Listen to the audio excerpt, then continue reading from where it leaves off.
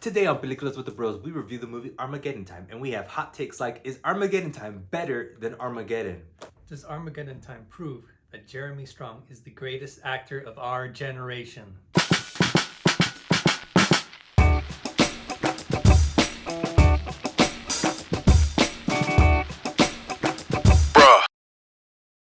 Sup, bro? So, bro, And welcome everybody to the show. This is Peliculas with the Bros. My name is Adrian. my name is Ivan. And Peliculas with the Bros is a show where me and my brother Ivan discuss a movie. Every week we discuss a new movie. Ivan, what's the movie of the week? Armageddon Time. Armageddon Time. But before we get into that, thank you for listening. Thank you for watching. Like I said, this is called Peliculas with the Bros. Me and my brother, we're brothers, right? Say it. I'm good. Every week we come here live and give you guys all of us. All that we have, we give to them, right, Evan? Yeah. So if you like that kind of thing, and also if you like two guys talking about movies more so, hit us up on any podcast platform of your choice. We're on any podcast like Apple Podcasts, Google Podcasts, Spreaker, Deezer, iHeartRadio, Spotify, SoundCloud, anywhere you get your podcast, we should be there. So look us up at Liquids with the Bros. Also leave a review if you can. We're also on YouTube. If you're watching us right now, which most likely you are, hit that subscribe button. And before we get into the movie, let us know what you think of Armageddon Time and if it differs from what you think we think about it or something like that. Ivan, I got these fancy note cards. Give me one. Okay, take this one. Don't lose that. Wow. Ivan, are you ready to transport yourself to 1980s New York? Huh. Where the viral song of the moment goes a little something like this. I said a hip, a hop, the hippie to the hip hop hop, and you don't stop. Rock it to the bang bang boogie. So up jump the boogie to the rhythm of the boogie, the beat. Bow. This is gonna be good. I like these little note cards. This gives me energy. Oh yeah, Ivan, what's the movie? Armageddon Time. Armageddon Time, written and directed by our boy James Gray. I haven't seen any of his movies. The premise of this movie, Armageddon Time, in the night.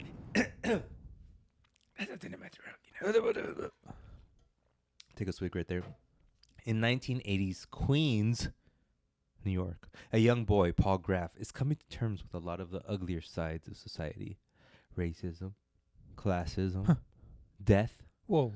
unrealistic expectations of a life yet lived. Whoa. These confluence of issues come to a head in Paul's life at a pivotal point where his decisions might change the outlook of his future. Got it. There you did it. With a cast of Banks Repeta as Paul Graff, Anne Hathaway, my girl, as Esther Graff, Jeremy Strong, your boy, as Irving Graff, Anthony Hopkins, our grandfather, as Aaron Rabinowitz, and Jalen Webb as Johnny. Ivan, this movie comes to us via James Gray's beautiful Jewish noggin. His films before this: Little Odessa, The Yards, We Own the Night, The Two Lovers, The Immigrant, The Lost City of Z, and Ad Astra. None of those movies you watched. Nice. What is that called when you do that? When you pick at your eye? Racism. There it is, people. I've only seen The Lost City of Z, and when I was watching it, I wasn't cognizant of the fact that he directed that movie. And I remember when Ad Astra was coming out, I was like, ooh, Brad Pitt's in it, but it's a sci-fi movie. And for some reason, I did not really care for it. Yeah. Which is, I think it's because, like,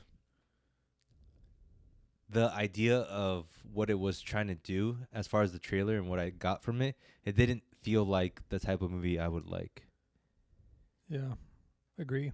And I want to watch it now. Not really that much more, but I do want to watch it now. I've heard good things, but not great things. Me too. So I don't really know what his specific style is, but from what I gather, James Gray is the type of director that likes to make like classic drama films. Yeah. Like Goodwill Hunting type of films, right? Mm-hmm. The films that are just, they're not really cookie cutter, but if they are considered cookie cutter, they're like a whole notch above that, Mm-hmm. because they're just done well. I like The Lost City of Z. I wouldn't say it's like amazing, but it was good. 'Kay. And another thing to note, father-son dynamics in his movies is often cited. And so he did The Lost City of Z, which is in the Amazons. Okay. He made Ad Astra in space, and now he's returning home to Queens, New York, which is kind of interesting. Like, I did this kind of story. I did this kind of story. Let me go. Papa's going to come back home. Right. And home he did come. Indeed. Ivan, here on Peliculas with the Bros, we like to look at how the sausage was made. I don't know what. And in this case, how the... I don't know. Well, in German, I've been learning German recently, and the way you say sausage is... Wiener Schnitzel. No, that's like a type of sausage. Wiener Schnitzel. It's God. Oh God, I lost it. Thanks for nothing. I know. But we're gonna look at how this movie was made. But I don't have much other than this movie was trying to get completed during the COVID time, as all movies seem to be as of late. Excuses. And originally, Oscar Isaac As the kid. as the kid. Actually, no, as the dad. Robert De Niro as the kid. Just kidding. But Robert De Niro as the grandfather, and then Kate Blanchett as the mother. So Oscar, KDB? what? KDB? KDB and live and in full effect. An alumni? Yeah, alumni of Peliculas with the Bros. So imagine Jeremy Strong replaced with Oscar Isaac. Imagine Anne Hathaway replaced with Kate Blanchett, and imagine Anthony Hopkins replaced with Bobby De Niro. Would that movie be better? Nah. Oscar couldn't beat Jeremy. I would say De Niro couldn't beat Hopkins, That too. especially now. Yeah. Kate Blanchett, I don't think she passes as like a struggling mother. She's too Pretty. no, she's just too like she looks too wealthy after watching Tar. Tar. I'm like, that girl's wealthy. I mean, Anne wasn't really that huge of a part in the movie. No, she wasn't. She didn't have that much, but she did a good part. Yeah. So that's it. And the name of the movie is based on a song by The Clash, famous rock group from the 1980s, and Reagan's rhetoric during that time. Our president, Ronald Reagan, was talking a lot about Armageddon.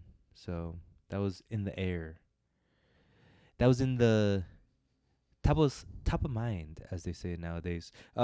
Ivan, did this movie ever catch your attention before it was being released? Like, when did it grab you by the When chutzpah? Jeremy was in it, that's when it was on my radar. When you saw okay, so I imagine you're watching the trailer, the little boy comes out, you're like, oh, directed by James Gray, you're like, oh, Anne Hathaway, oh yes, Jeremy Strong, stop. I was right. like, Yeah, that was him. yeah, That's what I did exactly. yeah. No, you said Kendall Roy. Kendall, is that you? Is that like the only reason this movie's even on your radar? Yeah. That's crazy, huh? Yeah. I would not have watched it or cared to have watched it without him. I think I have this later. Yeah, I have this later, but yeah, for some reason, and we'll talk about it later, I was really interested in this movie other than because Jeremy Strong was in it. And way more interested in it more so than Ad Astra. Yeah. And I hadn't watched any other James Gray films other than Lost City of Z, so that's something. And this movie is following something of a mini trend where directors are making films kind of about themselves. We have The Fablemans, which is coming out this month. Oh, you're gonna love that movie. You're gonna love that If that movie. movie doesn't change my life, like 5 out of 5 at least, it's Wait. I'm more like if it. I don't think it's gonna be a 5 out of 5. First of all, but it's Yeah. gonna be like. So that's why Spielberg is a nutso. And if it gives you that, and it's like I respect Spielberg, then that's But if I get that from him, that should affect me too. Like if I see okay. why he was like that, I'd be like, oh, I understand movies. Okay, so if it's like 4 out of 5, Uh-huh. technically, but then it's like, oh, so that's why he's a nutso. That's a 5 out of 5. Yeah. Okay. But So- if he's, I don't know. Go ahead. I hate you. Hot take. Give your overall rating of Spielberg's career. He had a massive symphony of movies for a while. But then, hey, don't interject with your body. But for someone who could so perfectly capture the childhood wonder in like E.T. and consistently do that with multiple movies, the fact that he isn't doing that still, it's not good. He has his legacy. I respect the man. If I met him, I'd shake his hand. How hard? Oh. Yeah. He might go into dust because he's kind of old. It's like, Stevie, no. I would argue against that only because West Side Story was a really good movie. Let's carry on. Sure. So movies of this kind of ilk, movies about the director. We have The Fablemans. We're gonna get Empire of Light, which is 1917 director, I don't know his name. Skyfall director, Sam Mendes. I said it first. Damn it. Sam Mendes. His movie's coming out, and it's kind of about him supposedly. And Bardo, our boy, Alejandro Inarritu. About him? Vaguely, yeah. So we're seeing this, and then there was like that other trend of Biopics? no, but yes, but I'm talking more so about Quentin Tarantino. Oh, about Hollywood? Yeah. So it's like about the movie industry? we're getting the Hollywood movie industry, but we're also getting these films that are sort of like meta about the. What does it mean? That's what I'm asking you. That's why I'm here. I'm asking the questions, Ivan. What does it mean? Why are we sort of retreating to this? Why are directors retreating to stories of themselves? And let me add another layer before you answer that. This comes at a time when what is dominating movie theaters now? TikTok. TikTok, obviously. No. Marvel? Marvel. Superhero movies, right? Mm-hmm. So the retreating back into maybe nostalgia is like their remedy? What do you think?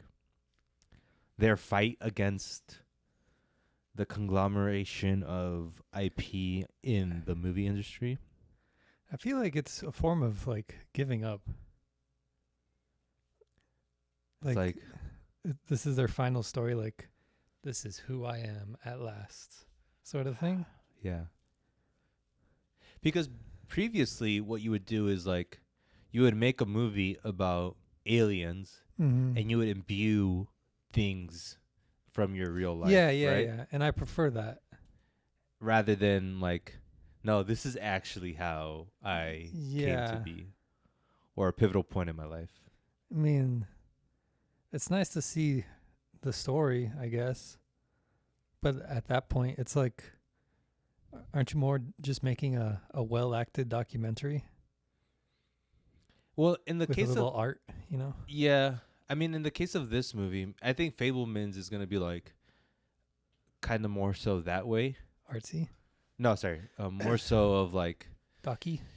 yeah, like a coming of age, but like, It's actually the story of a superhero, you know? Like, how was I created? My mom was an artsy and my dad was a sciencey guy. And they created this monster, and by the time I was a teenager, I had these superpowers, and so it's like his form of telling like I'm a superhero. But with this film, it's more of like a slice of life, Right. and it's not doesn't explain why he became a movie director.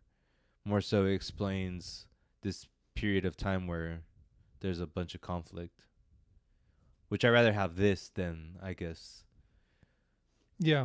How'd you become this artist? Yes. What'd you think of Armageddon Time, Ivan?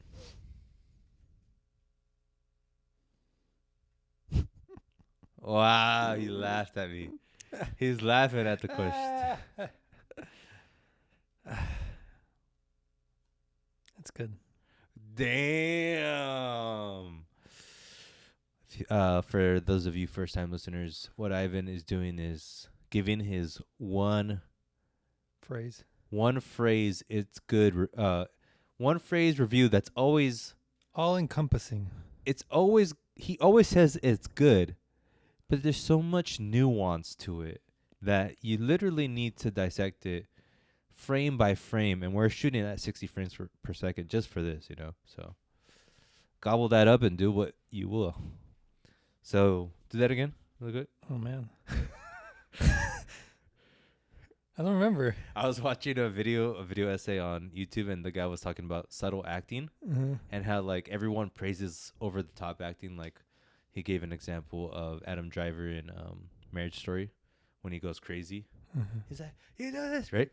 And then he's like, I much rather, or I like that, but I prefer when like there's like so many nuances in like a subtle face expression. I was like, oh, this guy, he's a pervert. Jeez. But I liked it. And I'm kidding, but Yeah. I'm kind of not. Nope. I liked it a lot, Ivan. I liked it. But I liked it a lot. I said what I said, didn't I? You did. I liked it. Right. I didn't say I liked it a lot. That's correct. So I said it. That is true. Move on. This movie is, I liked it a lot.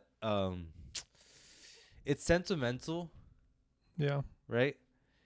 It's raw though. Like when you think of sentimental movies, you think of kind of cheesy movies. Yeah. But this movie is not cheesy. It's sentimental, but it's also raw. It's personal. It's a story, like we said, about James Gray in a way. And it doesn't try to hide things. There's nuances. There's dialogue in this film that could have been skipped over to make it a more a better look on his family, but he gives us the raw and gritty details, which I liked a lot. Like I said earlier, you would categorize this as like a classic drama film. The story's about this prepubescent Jewish boy. What's the word prepubescent? What does that do in your head when I say that? Before puberty? I don't know. So prepubescent Jewish boy, third generation American from a Jewish family, lower middle class, follows him as he switches schools from a public to a private school. Would you ever do that, private school? If mom was 25. if mom's like, Ivan, it's time to go back to school. You could either go back to elementary school or private school. Yeah, basically Billy Madison. She Billy Madison's used like, I have this business. You can only take it over if you go to private school. Would you do it? I mean, sure. Why not? For the story. And you have a month to complete kinder to high school. Give me a week only. That's all I need. Adam Sandler. What a G. Yeah.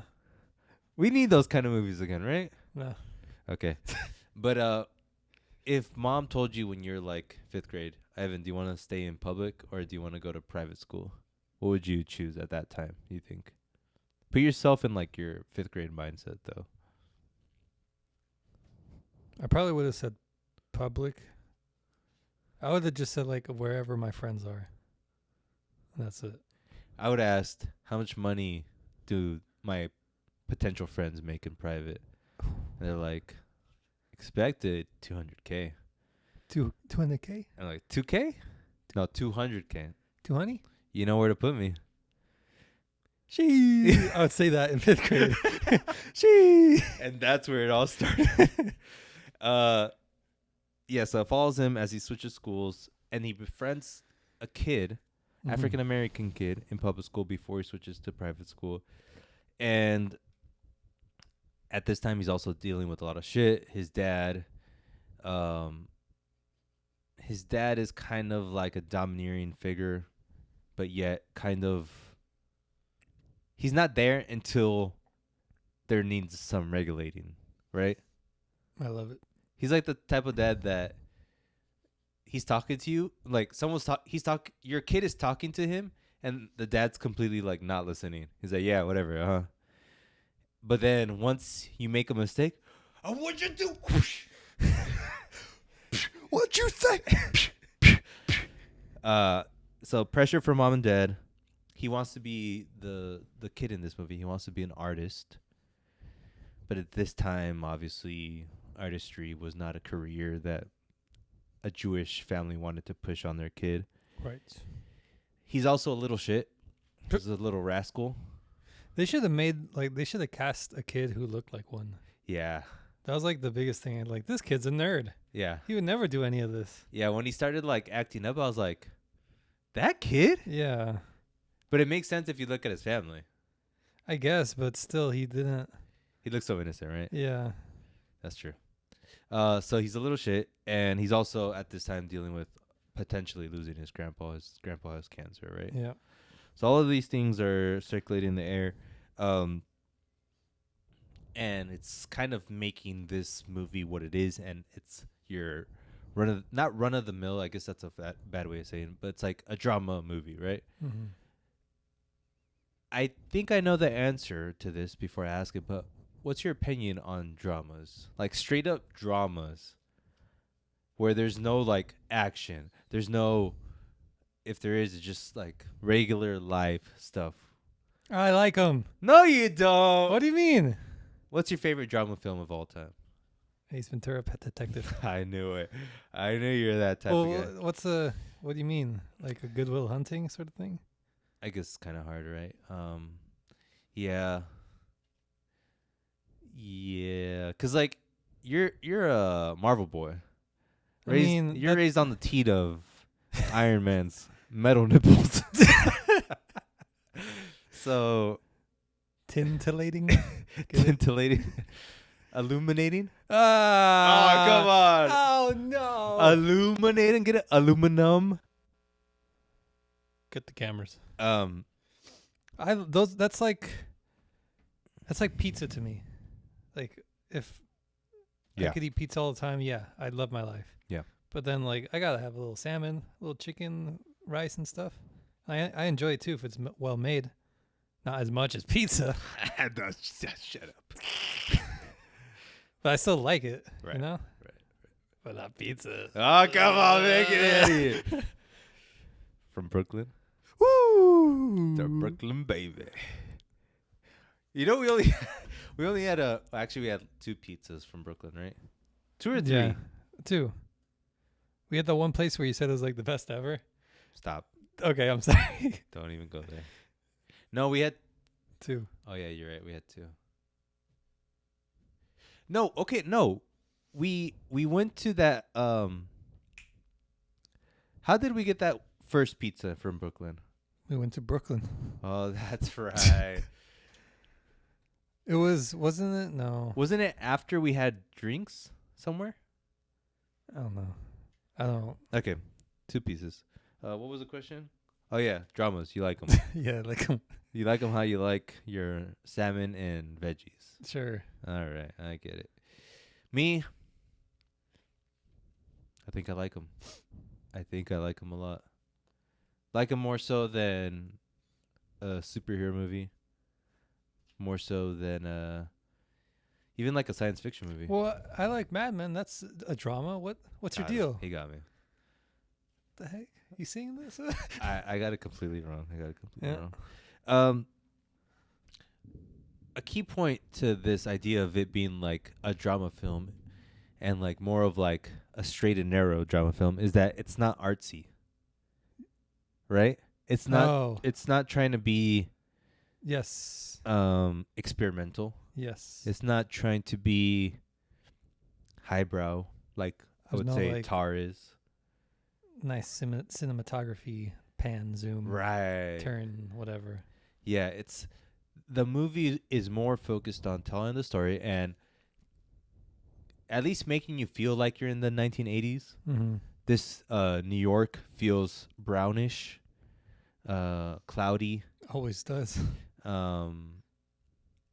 You don't see much of like New York, because they're based in Suburbs. Queens, right? So there's that, but it's realistic. Doesn't embellish anything, hide ugly details like I was saying before. Wife that would needed more. Wife. Oh, we were watching it. We finished watching it, me and my wife, and she's like, "I liked it, but it needed more to it. Mm-hmm. Like it needed more action. Oh. Not and action is like I guess drama, Uh-huh. but what Gray's doing here is he's telling a story that's true. You know, he's not trying to add like. And then I got in a fight with the cops, and you know, I feel like it needed to be like a season really. because it felt so like snappy, but not like, because I wanted to get more attached to the grandpa. Like I wanted to really love that guy. Oh, I love him. I mean, I did, but then like it just felt like he was in 30 minutes of the movie. Less like 10 minutes, yeah. I mean, like to the 30-minute mark. Gotcha. Uh-huh. But yeah, he wasn't in it much, but he was amazing. I wanted to see more of their connection. I wanted to see more of him in class. Like we just got little bits of like all that, but I wanted to see like slowly. I want to see like him getting bullied or him bullying or him being a class clown or trying to do that. Because when I saw the trailer, it was more about like the school. Yeah. So I thought like, oh, it's gonna really show him how he goes through this big change. But really it was just him going to school, realizing he hates it, and then he steals the computer, and then it's more like the family stuff. But there's also the key part, which is him viewing the racism, classism that Johnny's going through, and his own classism as a Jewish kid. Yeah, but it's like You're right. There's a lot of stuff that could have been explored more. yes, I wanted to see a bigger attachment with Johnny. Yeah. And then have that be a little more punchy. Like if they're like best friends, like inseparable sort of thing. And at the end he's like goodbye and like never see him again. That would hurt. But it's just too quick for me. Yeah. Okay, I get that. I get that take. To the point of the grandpa though, I want to stick on this, and he probably brings the most sentimentality to the film, and he's just like the most loving guy ever, right? And usually like in sentimental movies, they're known to make you like they try to make you cry. And this movie, I don't think it's really trying to make you cry. Like it's just telling the story, and if you cry, you cry. Right. And I think the reason I almost cried is because Anthony Hopkins is a master, and he just plays that role so perfectly. By God, he was so good. By God. Grand cracker of a man. That's a grand cracker of a man. That is. If anything, Indeed. his like every scene he was in, like you just felt that. Yeah. From the first scene where he's like, "Hey," like greeting him as he comes in, he's like, "I got you something," and he's like, "Oh, thanks, Papa." Like their little like, And he's like, thanks, my good man. "Oh yeah, thanks, my good man." I love their little stuff. And then when he tells him about how his mom, when his grandpa tells his grandson about how his mom was raised and how they escaped Germany, right? Yeah. And how like he basically left him as like a good night tale, but with a nightmare. Yeah. That was so clean and nice, the way he said it. But the scene that really got me was when they were at the park, and Oh, like yeah. he just knew that he was gonna die.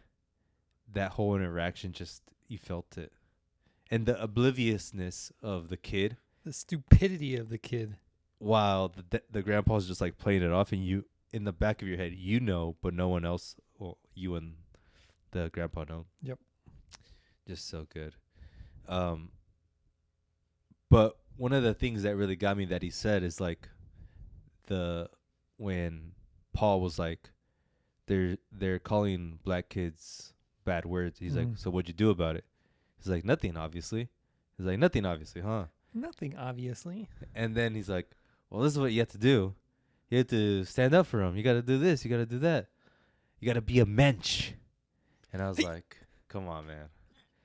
Supporting actor of the year with that just little. And he's not even acting.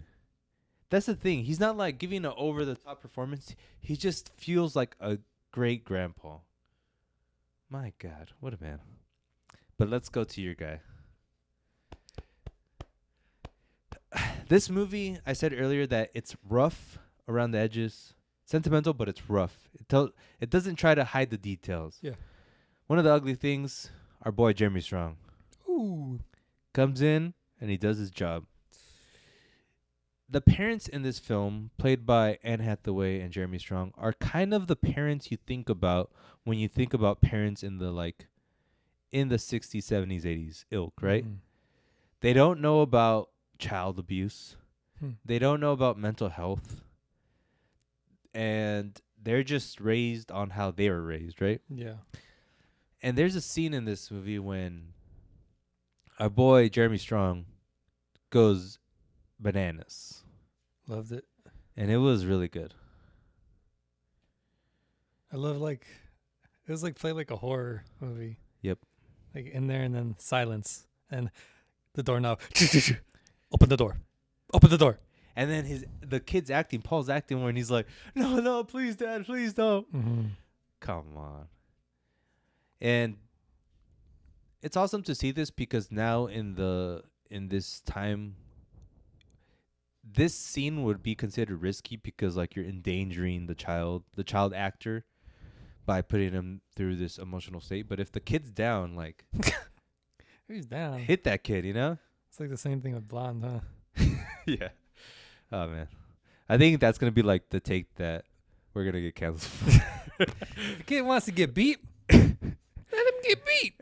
And then other than that, there's like the mild racism that the grandparents have that That's funny. Anne Hathaway has as the mom. And I love that he put that in the movie. Just showing like this is what it was like. This is how my parents were like. This is what my grandparents were like. Mm-hmm. And a bunch of people can relate to that.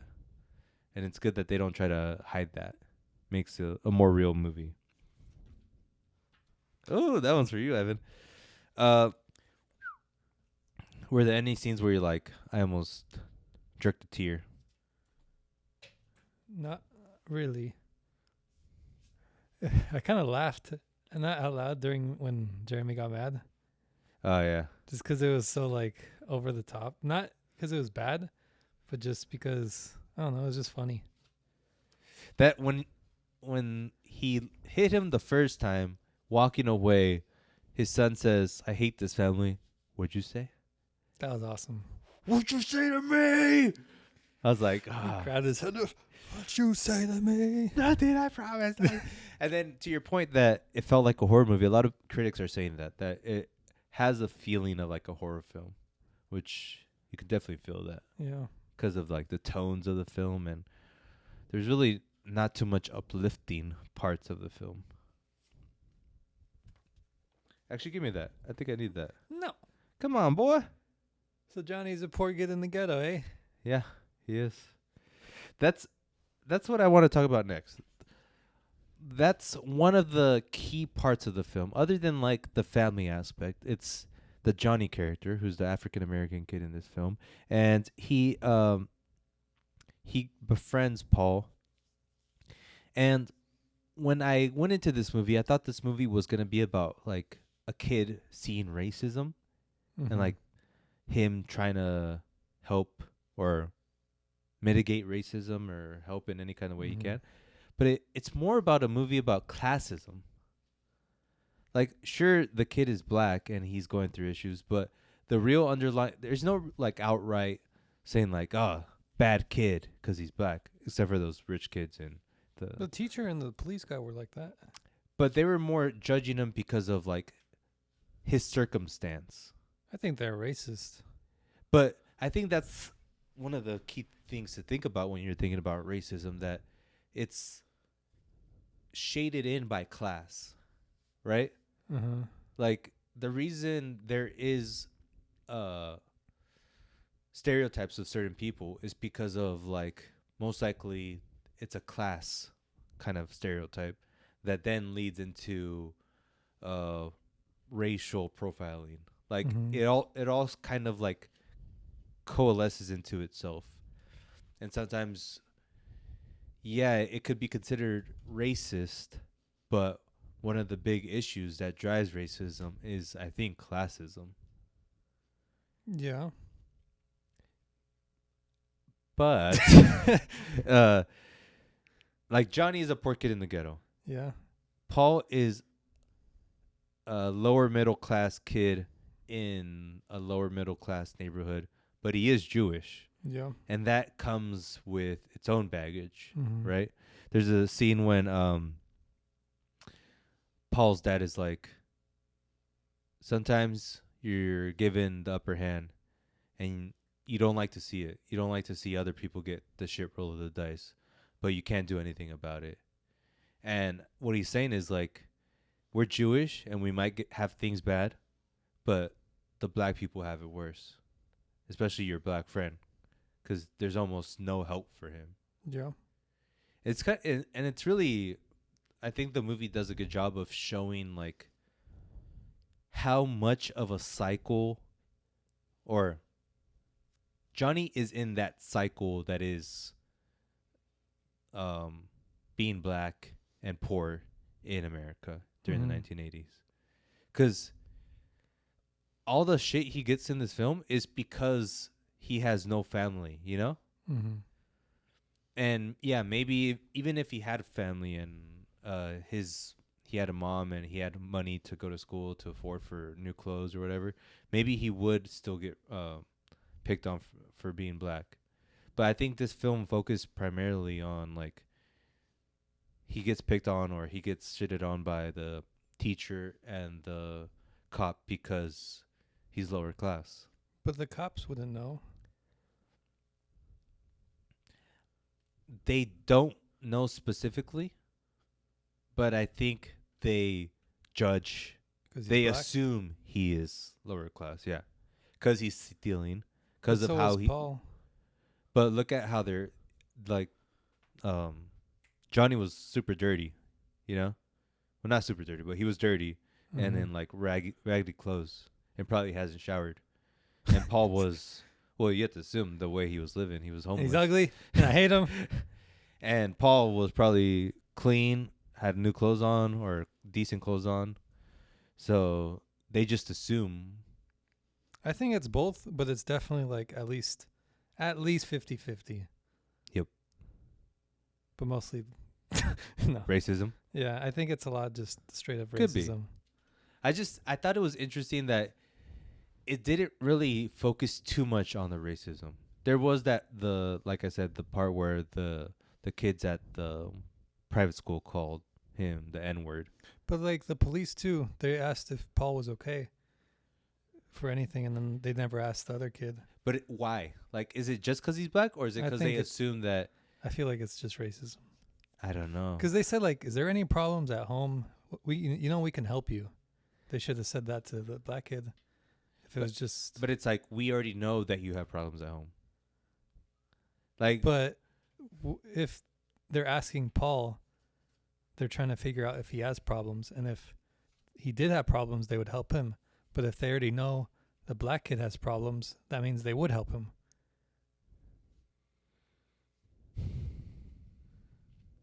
What if both characters were white? I think. And what if they knew they had a record of him being like, because they pulled up a record and they kind of said like, I think he's homeless, Mm-hmm. and then they go talk to the kids, right? Mm-hmm.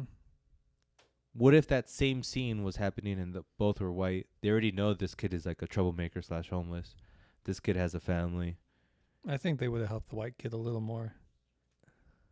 Even if like there was classism, even if they knew he was like homeless, like destitute, whatever. I think they would have been like, you know what, stay here. We're gonna call some people to help you out, like child protection services. Even though that's probably not even helping. Yeah. But they did not do that at all for the black kid. They're probably like, let me call juvie. Let me see if they could take this kid. Right. Something like that. Yeah. I mean, I agree with you that most likely that is what would happen. And also, I agree that there is some kind of there is racism attached to their, the way they treat the kid, from the teacher to the policeman. But I do think that it's interesting to think of it through the lens of classism too. I also don't think they would have seen themselves as racists. Like, I think we're kind of used to seeing like racism, like obvious racism, as just like calling black kids bad words. Right. But like the subtle racism is that difference of how you treat one person versus the other. Like when they're both turned around, they're on the whiteboard, and then Paul made a noise with the teacher. And he's like, Johnny, I know that was you. I have eyes in the back of my head. But that's also because of he was held back a year, and he was already there a year. He already knows he's a little shit too. But to assume it was him, like, it's just super subtle, subconscious racism. Yes, but I can speak from my own experience. Your racism? When I had a troublemaker friend in my class in elementary, if something happened, they were going to put the blame on him first rather than me, because I wasn't that much of a troublemaker. What races were you? Mexican. The worst. It's just, I think it's always interesting to not just assume racism and maybe think about classism too. Both are bad. Yeah. Right? But what if he knew Johnny, what if the teacher knew Johnny to be a great kid? He had like straight A's. Who knows? Like maybe he would have treated him differently. I'm like 90% sure.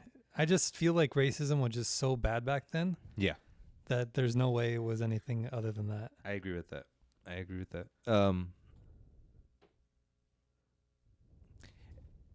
Also being like this, all roads lead to Kanye. This movie made me think of Kanye so much because of like this kid being Jewish, him struggling, his grandpa telling him about, hey, we had to change your last name for you to even have a chance in this world. Mm-hmm. And just seeing that kind of subtle history is interesting for me, because like you would think, or at least I think, Jewish people don't have too much to worry about as far as racism, or is that race? What's the proper way to say it? Prejudice? Anti-Semitism? Or yeah, anti-Semitism. I wouldn't think that there's that much during that time, but there was, you know. Yeah, I think it's just we don't live in that time, so we don't understand how bad it was. But like World War II was what, 30 years before that, 40. 40, yeah. And I'm, if I remember right, before like Nazism, World War II, all of that, Jewish people weren't really seen in a good light. Like even while they were going, while World War II was happening. And I think the only reason like America intervened is because it was getting too bad. Yeah, because they heard about the atrocities. Yeah. So if that was 1940, I think, no internet, so things wouldn't change too fast. Yeah, I think people just assume when the war is over, like, oh, we fixed racism, we fixed anti-Semitism, but like there's still people who still have these feelings who just hide it because they know, like, oh, my side lost. I got to go into hiding.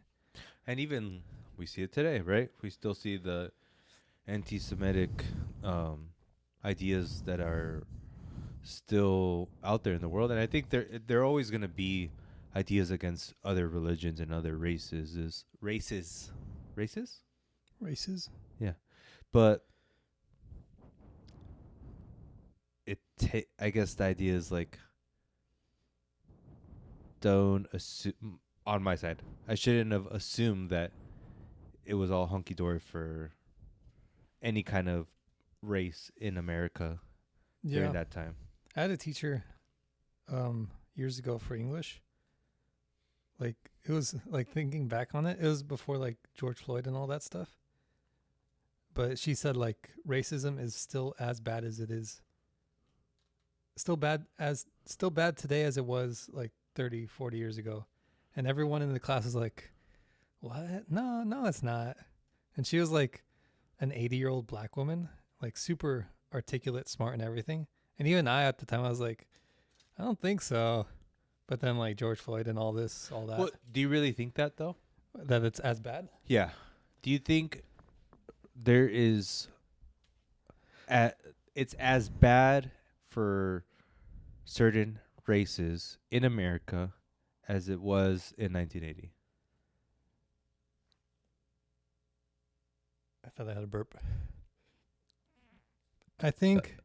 Thank you. You're welcome. I think it just changes so much. Like how I said, people hide it and stuff.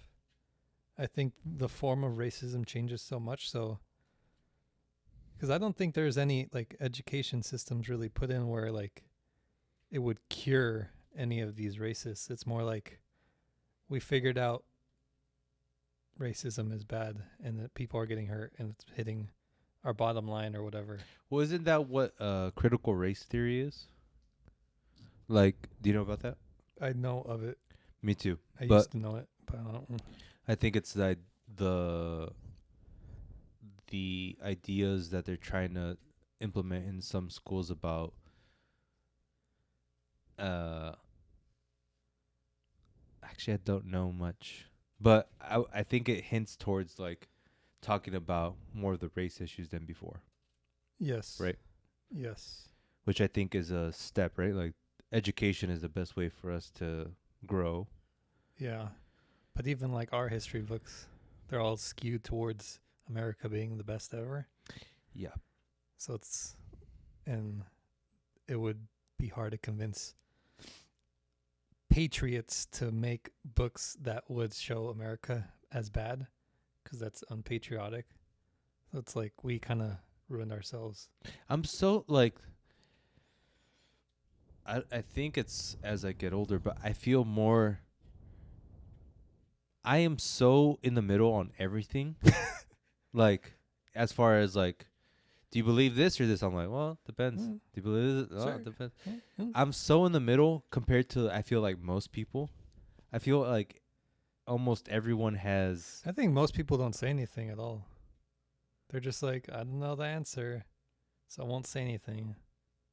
But like here, there's a platform to pick a side. 54 subscribers, baby. There we go.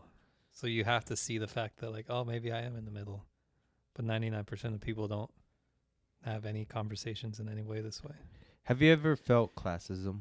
Every day of my life. Nah. I don't think. I'm definitely like white privileged, like out the butt.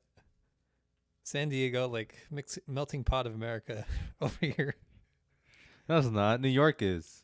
Oh, yeah. I mean, sure. But we're better. Okay. I mean, I don't think so. It's hard to see, like...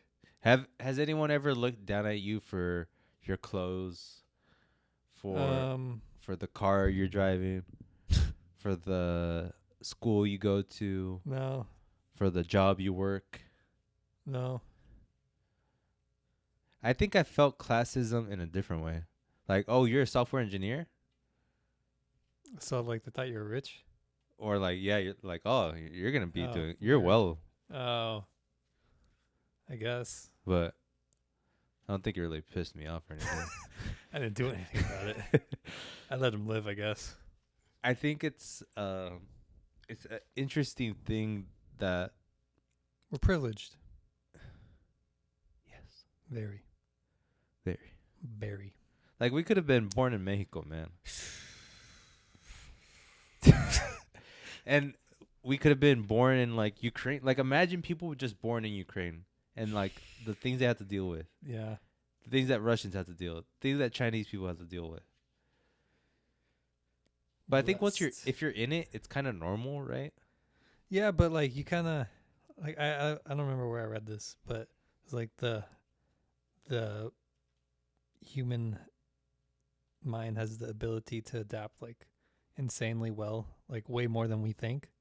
Like so even if you think this is like the worst day ever, you'll most likely adapt to it. So I think they're just like adapted to it. And I think it's part that they don't know what's better, and if they got better, they would assume like, oh, I kind of this is out of my zone. This feels wrong. I should actually be struggling over here. Which is like a lot of the rappers, they like get rich and all that, and then they go to Beverly Hills and they're just like, where's the guns? Where's the Ivan, fun? there you go. Where's the gangs? Ivan. No, but that's how they're thinking. Okay. I'm not Some. saying like all of them. I'm saying like they're that mentality. They're just thinking I belong on the streets. If you saw The Wire, they did this perfectly. Cuz like it's like mini spoiler but not really. But like towards the end like the main gang leader, he's like he was new, but he like pushed out everyone else. But then he started getting legit, like making business deals. And then like in the middle of like the deal, he's just like walked out and he went to like a street corner and just like looked at random people like, you wanna start something? Like that's just who he was. He needed that surge, Yeah. and whatever he was in is like, this is fake. I'm out of here. Like he was free. I have the same feeling, but it's so embarrassing. Okay. Like I say to myself, like, I want to go to the mall. Mhm. I want to go shopping. I'm like, I want to get new clothes. And I get to the mall and I see like the people around there and I see them buying clothes and like shopping and getting things. I'm like, I get depressed. I'm like, I have to get out of here. But why? What's the The feeling? like what about them gets you depressed? The like Jealousy? no. Just like Envy. consumerism. Like Oh. I need this. I want this. I like they're buying like Louis Vuitton and I'm like, oh, that's kind of disgusting. It depends. Like, I think I judge them a little if it's like Louis Vuitton, stuff Yeah. like that. But for like outfits, it's an art in itself. True. So when I see people just like buying whatever, I'm like, oh, they're artists Yeah. in a way, Yeah. you know? So I'm not judging that way. But if they're like, I was going to say Hermes, but I kind of like Hermes. But, you know, that's me. You know me, I'm the boy. But if they It's have the like Brooklyn baby. Gucci belt bag, that's when it's like, you're sad. Get a life. Yeah. Yeah, if you have like a dope outfit and it's like made from H&M stuff, Yeah. I'm like, all right, respect. Yeah. But if you have an outfit that's a walking billboard for Balenciaga, Exactly.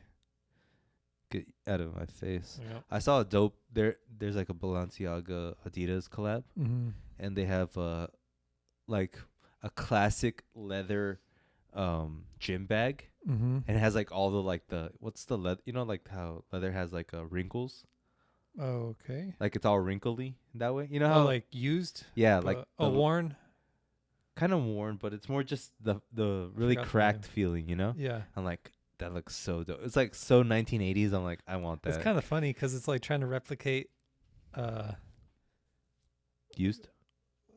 but like, because now I think a lot of value is in if it looks worn, wear and teared down, because it shows like, oh, it's been loved. So now it's like manufactured love. Interesting, disgusting, and interesting. Yeah. What else do I got here? There's also a sprinkling of the Reagan Trump in the Was movie. that Trump's family in the? That's Trump's dad and his sister. Hmm. And I do like that just as much as it's in it. Like, I'm glad that they didn't go too deep because it's not their story. Yeah. But it does add to like the milieu of you like that of the movie. Let me write that down. Just like, okay, I know the time and era. I know like the thinking of this area, this Mhm. school, right? When they're all the kids are yelling Trump. I mean Reagan, Hmm. Reagan. That's so gross, right? Yeah. Just like the politicalness of schools. And I also thought about like, what happens in the richer schools here in San Diego? Are they all like Trump little kids and like Trump is so cool? I had a friend. I still have him, but he went. In your pocket or something or what? Here he is. Say hi. He told me he went to like a private school essentially, Uh-huh. but it was like the way he described it was artsy. Oh. It was like open classes. There was like jungle gyms, like in the hallways, stuff like that. I was like, what? That little bastard. Uh-huh. I forgot where I was. Trump. Little Trump kids. Oh, but like, I think that's what the modern rich private schools are now. I Uh-huh. don't think it's like a military camp like this is. Not military camp. It was kind of like, It was more like no, it was not like all white kids yeah, and but they all wore the same thing, and then they all chanted. They all Heil Hitler. disciplined hard, pretty much. But I think I don't think it's like that at all anymore. Like, I don't think military school is a thing. yeah, I don't know.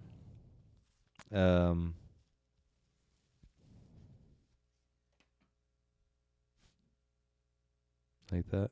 Just threw that away. Banks Repeta as Paul Graff. I do think all the acting in this movie is really good. Paul Graff, his character and the actor Banks Repeta, he does a really good job. My two critiques, and you already said one of them. Doesn't look like He doesn't look like a rascal, but that's fine. I mean, like anyone can be anything.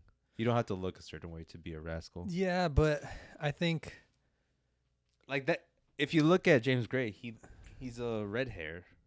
Oh, like. But I he want to kinda see him looks as a like kid. I feel like if this was about him and he was a kid, I think he probably looked like a rascal. I feel like my belief is that how you look really is who you are.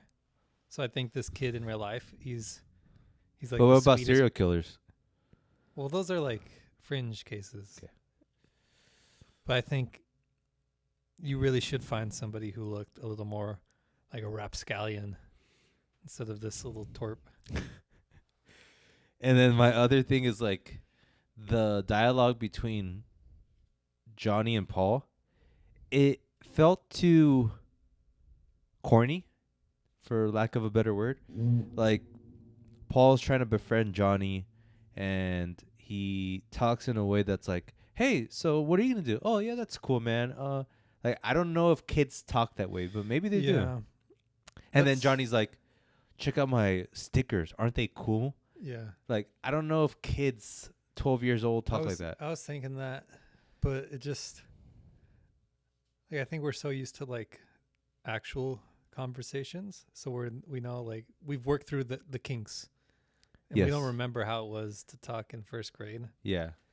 Because in Mad Men, like, do you remember the episode when Sally and Glenn went to the zoo? Or no, they went to a museum. Yeah. They kind of talk similar that way. Right.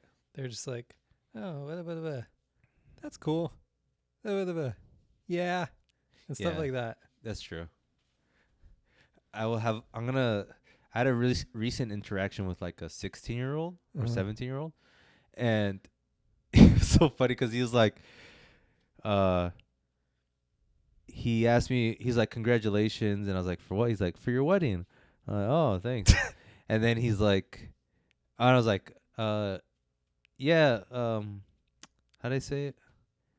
I basically said like I live around here. Like, "Oh yeah, I live around here." And he's like, "Oh yeah, that's cool, man." It's the automatic. Yeah, and I was like, Yeah. "Oh, he didn't even like register what I said." Yeah. Yeah. That's funny. It was funny. Imagine being at the birth of hip hop. What? That's what this movie is. It's at the birth of hip hop. Okay. When the hit song is a hip hop. Oh. Hip hop delight. Hip hop What's hip hop? Is it hip hop? Cool No. and the gang. Curtis Blow. These are the breaks. Well, imagine being at the precipice of a new genre. Mm-hmm. That must have been crazy. Like, we don't even have. I don't even know, man. Like, I think what's even cooler about that is that they were at like the origination of the precipice. Like, they're in New York Right. in 1980s. It was growing from there. Yeah. There's never gonna be anything like That- that again. What's Johnny? He probably turned into a rapper. He died. So there's an interview with James Gray, and they asked him like, "Do you ever know what happened to him?" And he's like, "I found out that he got killed in a drug That always happens. thing in Jamaica, Queens." I was like, "Dang." When I watched the Mike Tyson show, Uh-huh. he talked about, well, not the actor did, but like everyone he knew from his past life, they're like dead, like just completely. And like the last interaction he had with somebody, like they tell him like, get out of here. There's nothing for you here. And that guy died like a week later. It's crazy. Yeah.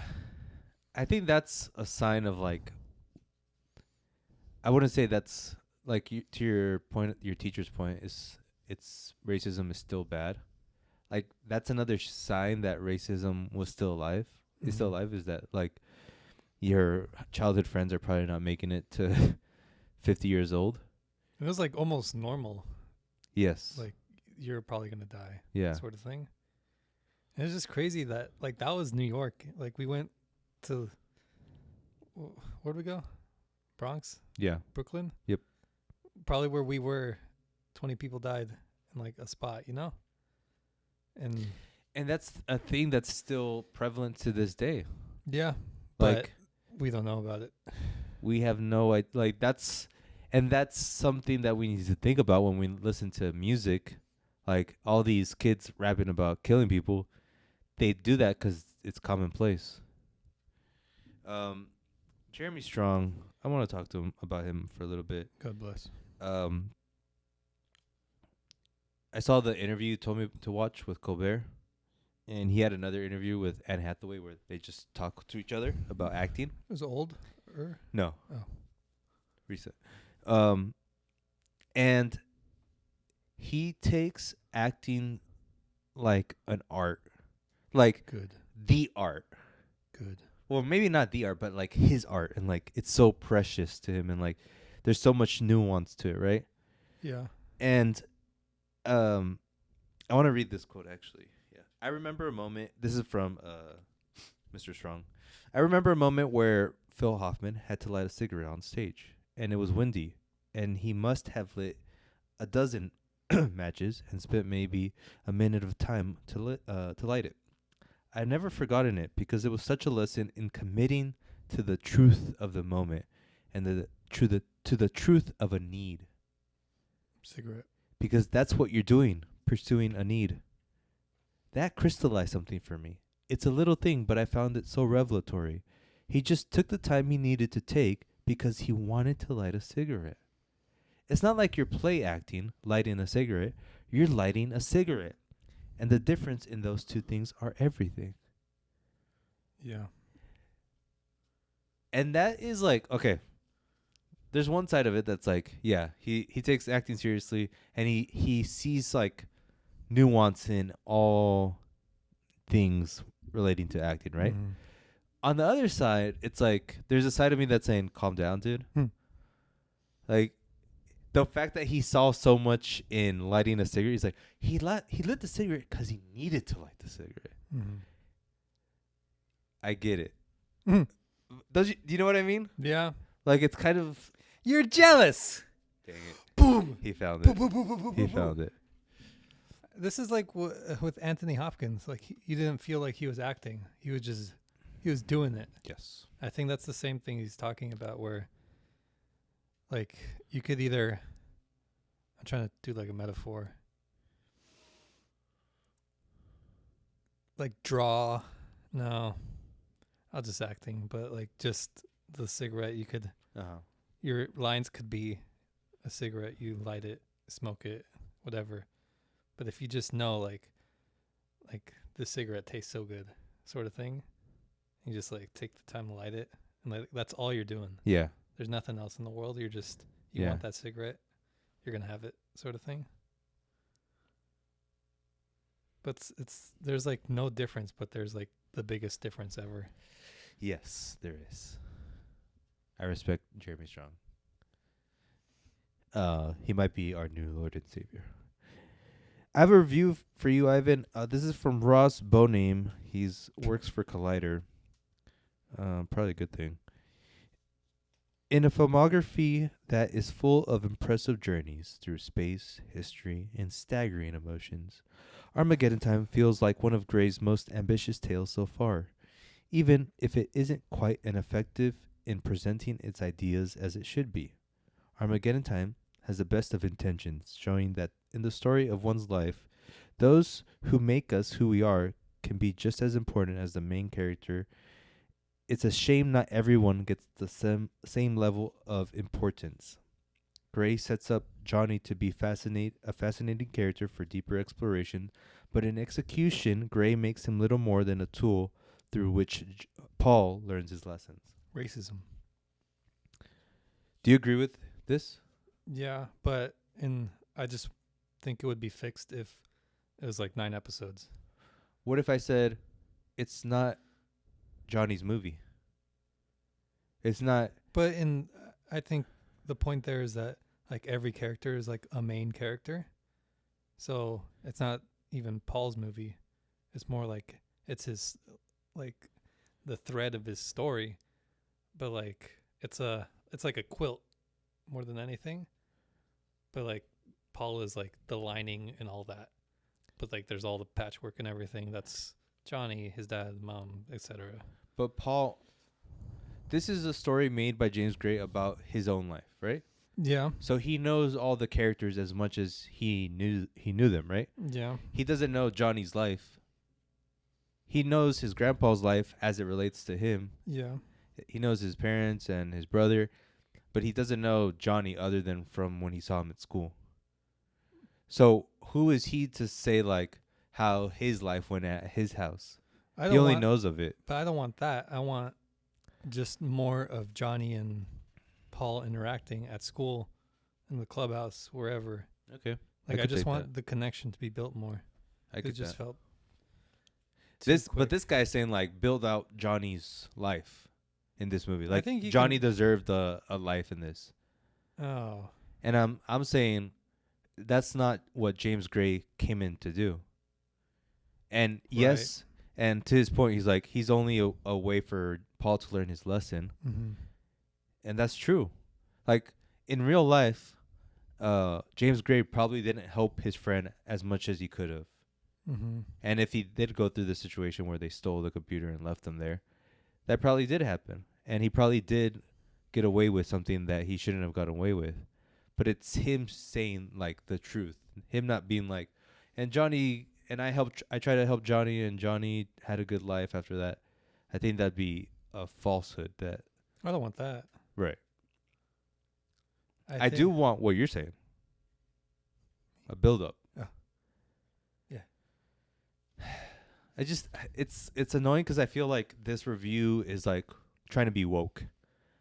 Like why did Johnny get a character? Like right. you only focus on the white guys? Like no, that's not his job to tell. Yeah, and Paul would have seen, like Paul knows his dad because he lives with them all the time. He knows his mom lives with them. Yeah.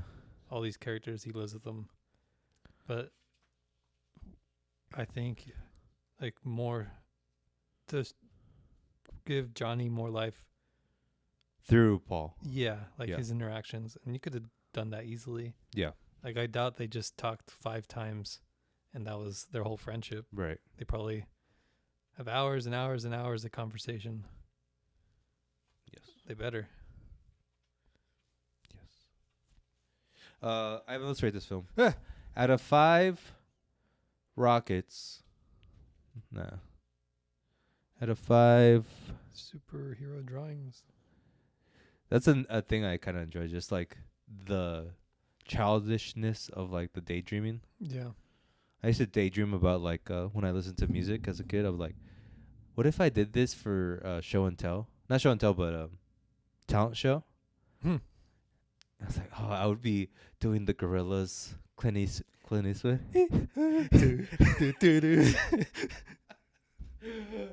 No, I would do the Dare song. Just only do the girls' voice. And I'd be oh, that's so bad. Out of 5, what? These are rockets. Rockets? Oh, stickers. Out of 5 NASA stickers. Yeah. How many NASA stickers are these? Give it 3.8. Oh, wait, 8. I thought we only do 20 You points. can't do that? Do 7.5. I mean, you lowered the score, I guess. That's on you. Dang, I'm coming in hot then. 4.5 stickers. NASA stickers out of 5. I was saying earlier that I was interested in this movie from the get-go more than Ad Astra. And it's because these like kind of like childhood coming of age, they really are the movies that get me, I think. I liked it a lot in theory, but I just wanted a more build up to all the characters, like how they connected.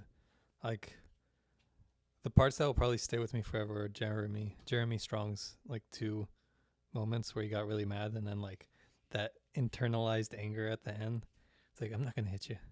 We're gonna forget about it. Oh yeah. I was like, Jesus, he is mad. But like he learned his lesson after that, which is crazy. I remember Hopkins. How old is Hopkins, you think? He looks like 90 in this. Yeah, I think it's like 80, 85. All right. Ivan, the movie next week is Wakanda Forever. That's what you get, you wokester. It's not even wokester. You it's wokester. Wakanda do. You are a wokester. Ibambe. I don't know what they do. Yeah, it's something like that. Give me your rating, your pre-rating for Wakanda Forever. Well, like a 3.5. Me too. I think it's gonna be bad. But hold on. I saw an interview with, like, I don't really get like choked up over anything. Okay. Like, I didn't get choked up, but it kind of hit me. But the Namor, like, the dude's Mexican. Like, yeah, man. I was like, what Hey, the? I man. was like, he's not Puerto Rican? What? Not Argentinian? They hired a Mexican, and he's like Mexican accent too. Like, still. He said, Captain. Wait, what's her name? What's Captain Marvel, Wonder Woman, What's the girl in Gal Gadot. Come on. You're going so fast. What's the Mexican girl in the fake Mexican girl? Oh, Chavez? America Chavez. He said, America Chavez quién? No. Sí, señor. So that choked you up. No, but it didn't choke me up. But I was like, that's kind of crazy. Like, it just made me pause because I never, not that I'm the most Mexican person ever. When you think of Ivan, you think of rice and beans. Mexicano. You think of enchiladas and tacos. Chicano. But it was crazy because I'd never seen like somebody who sounded like somebody who was in my family, you know? Right. This could have been my uncle, damn it. Yeah, pretty much. Yeah. And that got me like a tiny bit more excited for the movie. Yeah. 2 hours, 40 minutes. Really? Holy shit. I was going to watch it today, like at 3 because I had the time, but like I would not have been able to make it in time at all.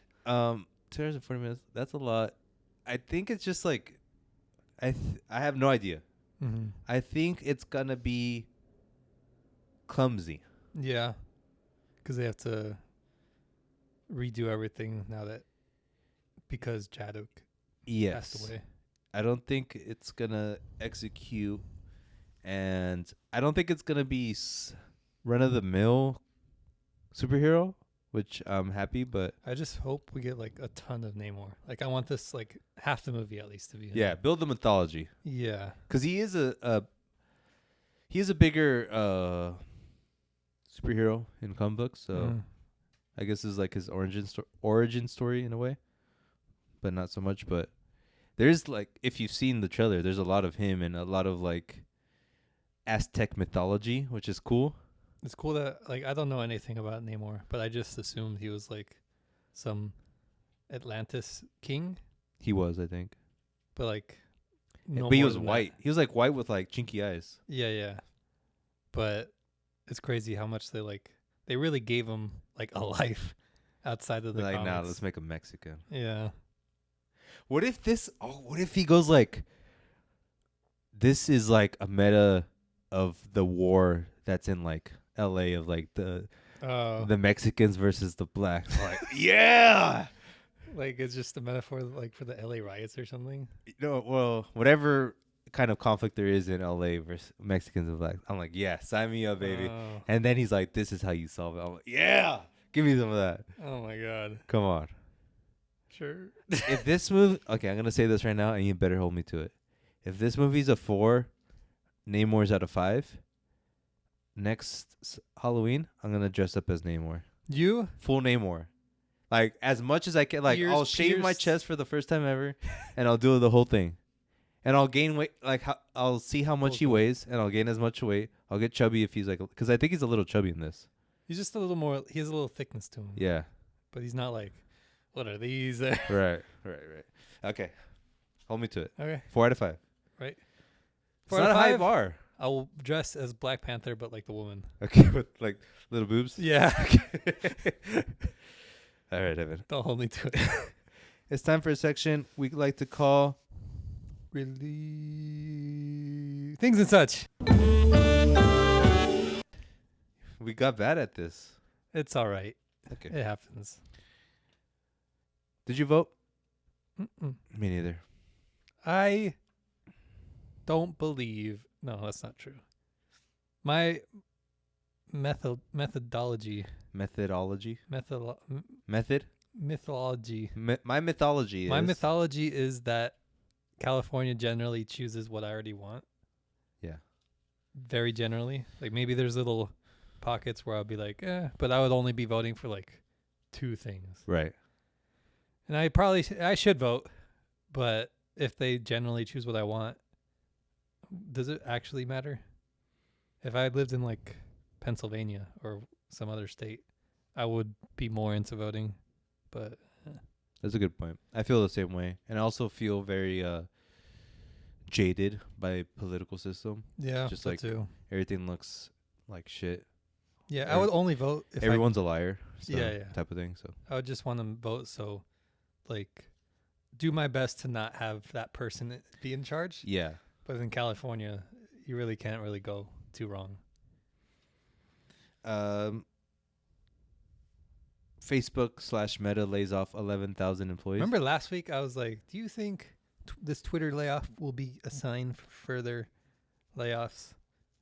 But that's not that. But it's a little They're not doing it suspicious. because like Twitter's like, yeah, Twitter No, did it. Oh yeah. But there's something in the air. There's Armageddon Time? time. There's there's definitely something in the air. I think it's a confluence of things. I think with the Meta thing, Zuckerberg just they're betting on VR, and it's gonna take a while, so they need to just let go of the people.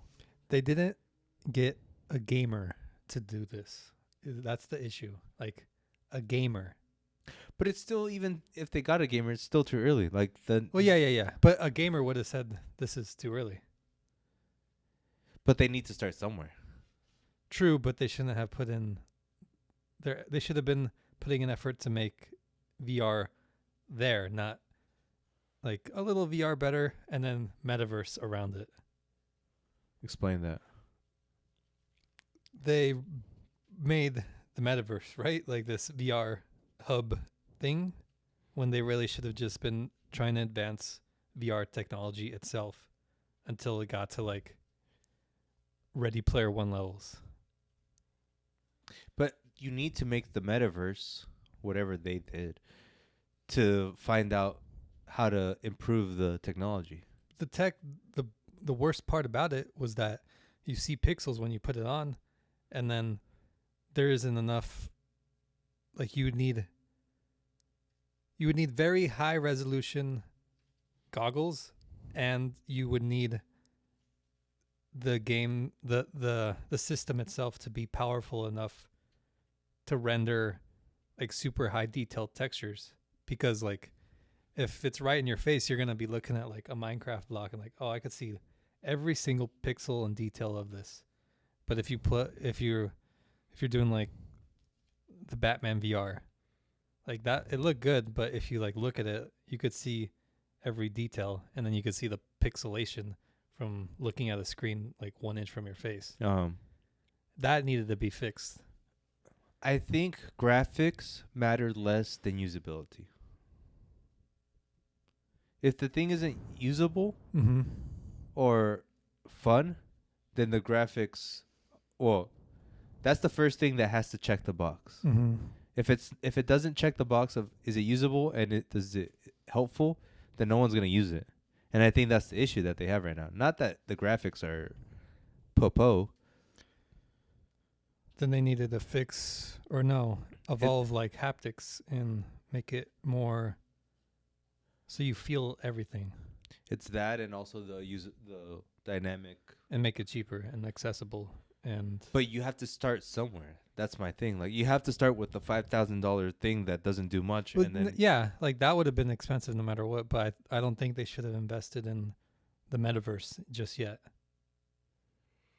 But that's what I'm saying. You need to do that as your layer 0, and then you can build upon it. You're not just gonna come out with an incredible. They should have made games. Like make the God of War on there, make Zelda on there.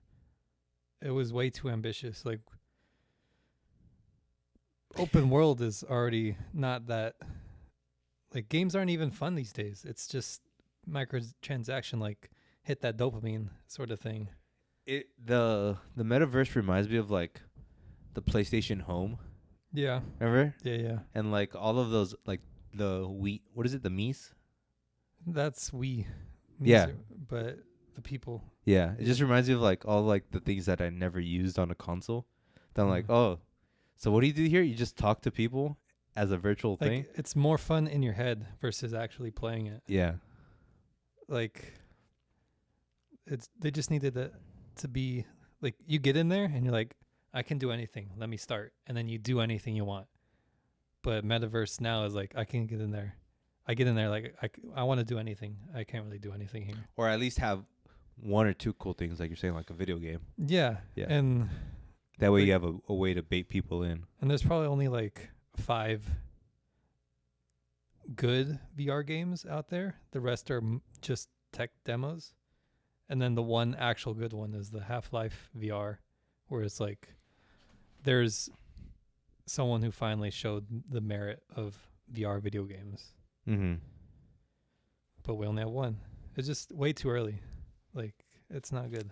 I don't think this means the end for Meta. I just think that it's like this was going to happen no matter what.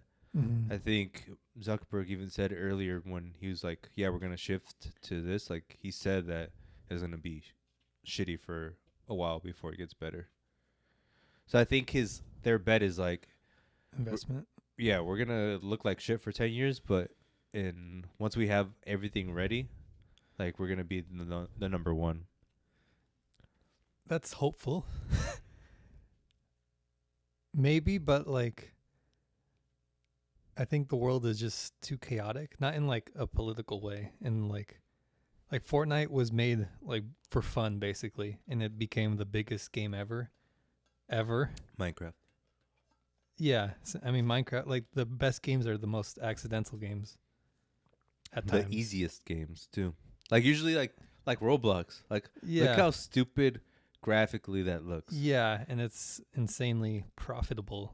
So it's just about the dopamine, building a user experience that gives you that dopamine that everyone wants, and it doesn't even have to look good. It just needs to work. But I could just see like, 10 years will finally be good. But then year 9, like a 2-person team in Ottawa makes the perfect VR game for $80 and then just destroys metaverse, you know, which could reasonably happen. That's a good point. But they need to put that game on a VR thing, you know? And they have the hardware to do that. Like, they're the middleman right now. Oh, so like they're funneling. Yeah. Like, they'll get a piece of an action. But I mean, what's this? Steam has their VR. They do? Yeah. Oh. I don't know. Don't know enough. I'm losing track of all these things. Anything else for things and such? Like random news? Nope. Time for a section we like to call What's on the Telly? I saw one movie, Ivan. Other than Armageddon Time. Wendell and Wild. It's out? Yeah. Good? It's good. New, fresh, same old thing? A little bit of both. I don't want it. It's what do I have here? The plot is kind of all over the place as far as like things that are happening and like the story, but the actual core story of like child who loses her parents is like tale as old as time. Is it funny? It's not that funny. What I loved about it though is like it's kind of edgy as far as like what they show. Mm-hmm. So it's not like a straight up like, oh yeah, you could show it to a kid. Mm-hmm. So it's doing that, and it's so like Stylized. yeah, stylized, and the world building is so beautiful, and it makes me like appreciate Henry Selick, the director, and also stop motion animation is so cool because like you have to build everything, right? Yeah. And the fact that they build all that is just crazy. It's beautiful. But it's not funny. Is it funny? It's not funny. If you get Key and Peele, like what, it should be pretty funny. Yeah. Like what was the point of getting them then? Marketing? Get out of here. I don't want to watch that. Don't talk to me. Ivan, Don't talk to me. please. Don't talk to me. Okay. Would I recommend it for you? I would probably say no. After what I just said. Would I recommend it? But I think it was really good. Like a 4 for me. Okay. And you brought up a good point basically without even noticing. It's out on Netflix. Netflix? Yeah. And it's like a whole damn stop motion like there's painstaking love put into this. And I didn't even know it was out. I had to freaking search for it. It wasn't even recommended. And I'm like, That's weird. this is so sad. Like, this movie deserves way more than this. Netflix, there's something fishy with Netflix. Like they should be showcasing stuff like this, like violently.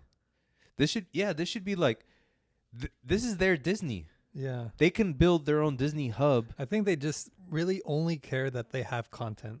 Like that's it. Like they don't care about anything else. It's depressing. What'd you watch, Ivan? Nah. Nothing to speak of.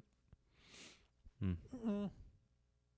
I saw this YouTube short, but it's a podcast with Joe Rogan and Neil deGrasse Tyson. And Joe's like, why don't we have flying cars? And he's like, we do have flying cars. They're called helicopters. Dun, dun. And then he's like, it's because you want to, when we think of, and no one likes helicopters because they're super noisy, so we're never going to have legit flying cars. Mm-hmm. And then he's like, the thing that everyone loves about flying cars is that you can move in 3D. but we can already move in 3D. They're called tunnels and bridges. And I was like, he has a point. And then the comments under that, they were so hilarious. They're like,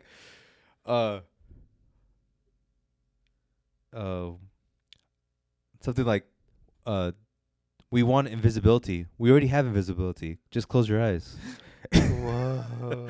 And it's just like a bunch of things like that. Yeah. Like, I want to go through a door. You can already go through a door. It's called opening the door.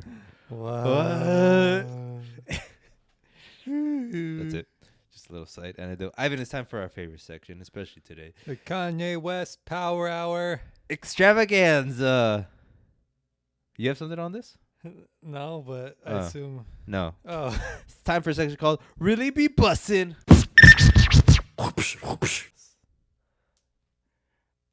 My loss. More like my loss with that hand disc. Ivan, Drake, Yeah. 21 Savage. Her loss. I forgot. You forgot what? I forgot. No, I listened to it. I just forgot that it came out after the last podcast. Like, I thought we talked about it already. It's a 7. It's a 7? Yeah, it's a 7. Got the cameras. What's your takeaway? More of the same? Yeah, some good stuff, some average stuff, funny stuff, but nothing extravagant, nothing that I really wanted to see. It's more Drake than 21. That was interesting. Yeah. Couple things. You're right. More of the same.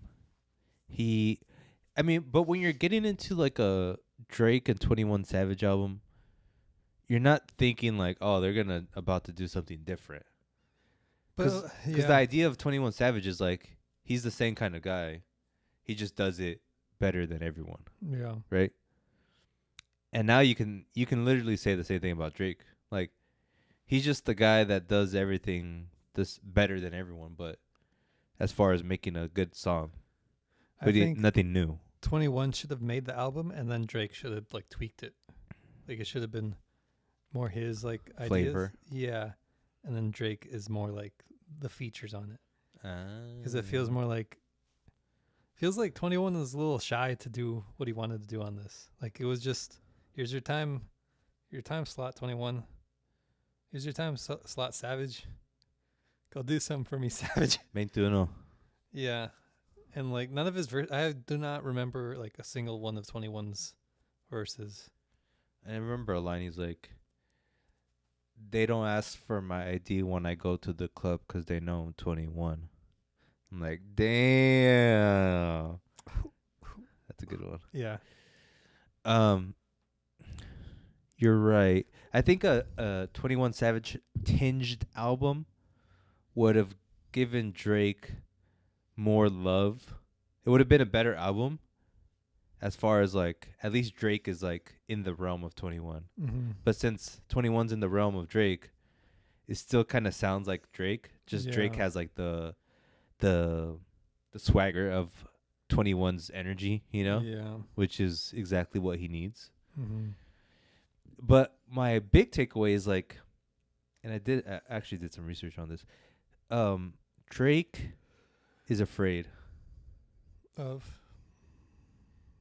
losing. First of all, I think it's an ego thing. Mm-hmm. Because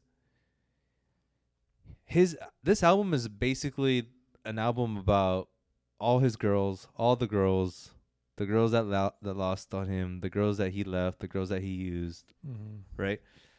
And I think he's afraid that like if he grows, this is all hypothetical, but if he grows as an artist and if he stops talking about like using women and becomes more introspective and grows as an artist, if he does that, the girlies aren't gonna be so into him. And his ego's like, I want the girlies. Like, I want all the girlies. Yeah. And his ego doesn't let him grow. He needs a wife. He needs to want a wife. Yes. Because without that, he's gonna be in this thing where it's like he's always talking about the same thing.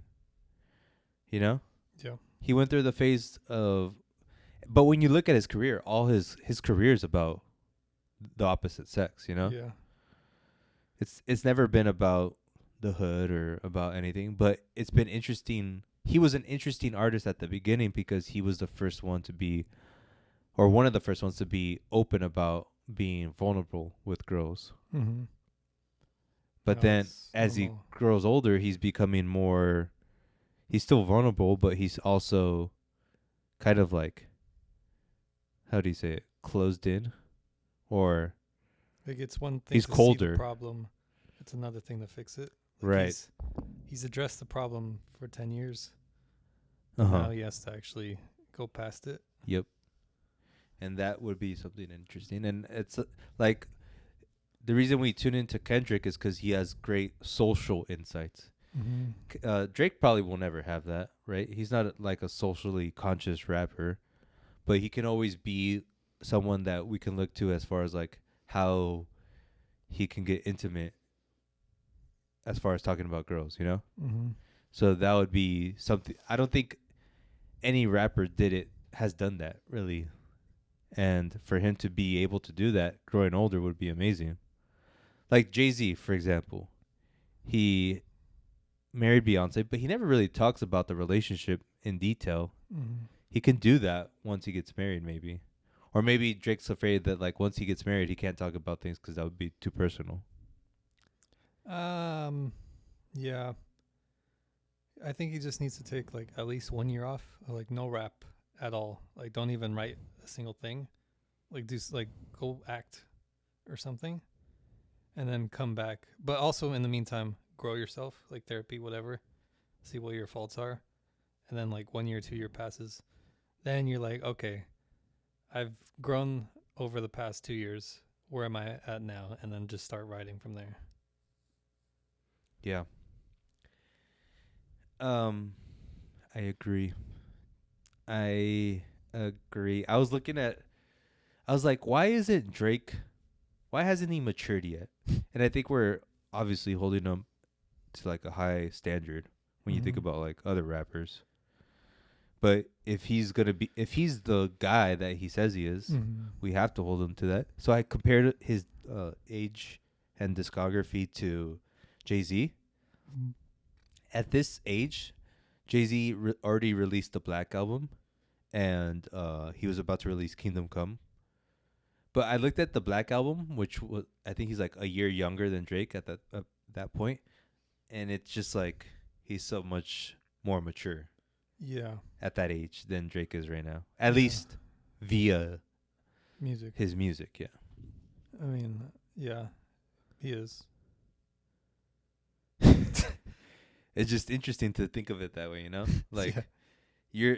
if I'm comparing you to him, then you're Stupid. yeah, you need to catch up. Yeah. But that being said, I do like the album. Yeah. Has good songs. Yeah. Favorite song?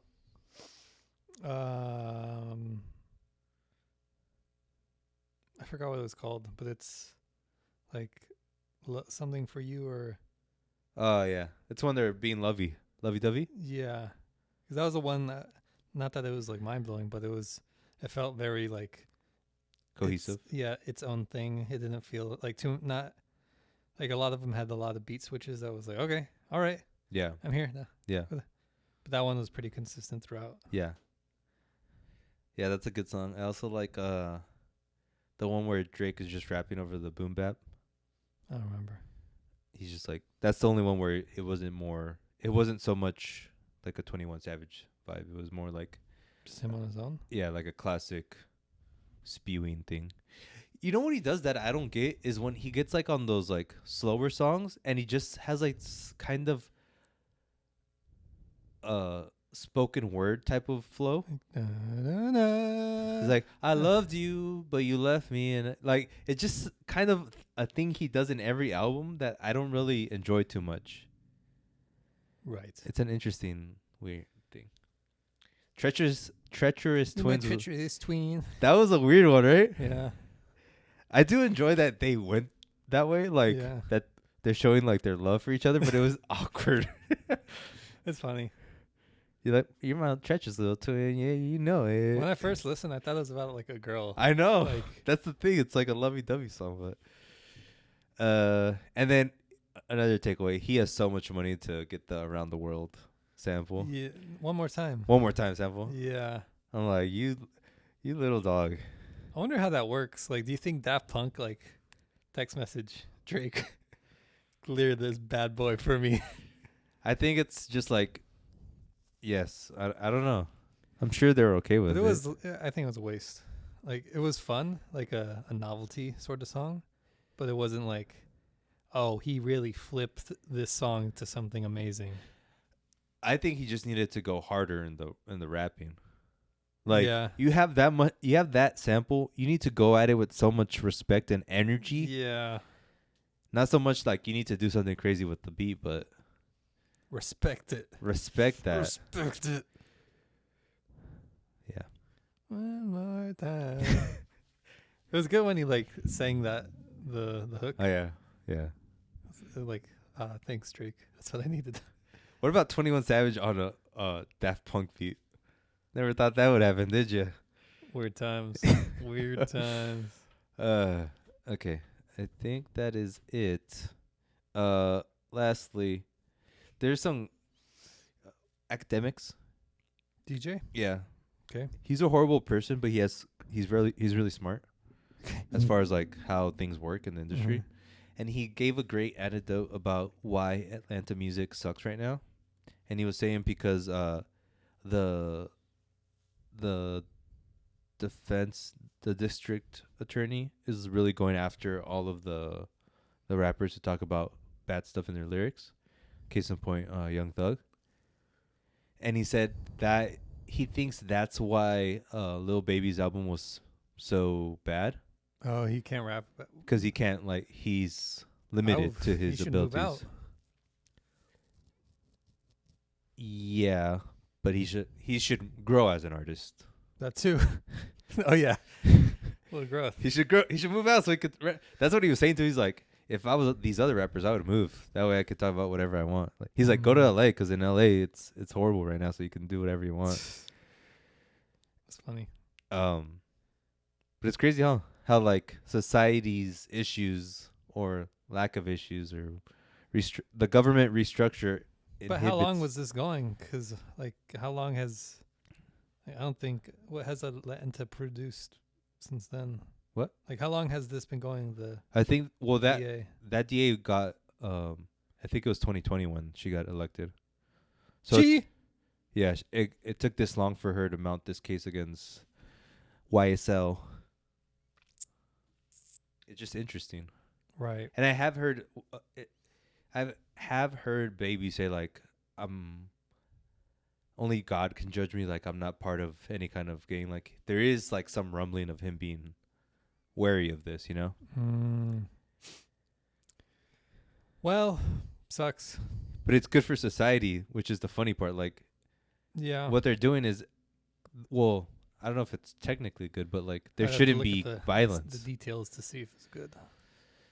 I don't know, it's crazy. And then lastly, he also talked about Taylor Swift, like why she sold so much.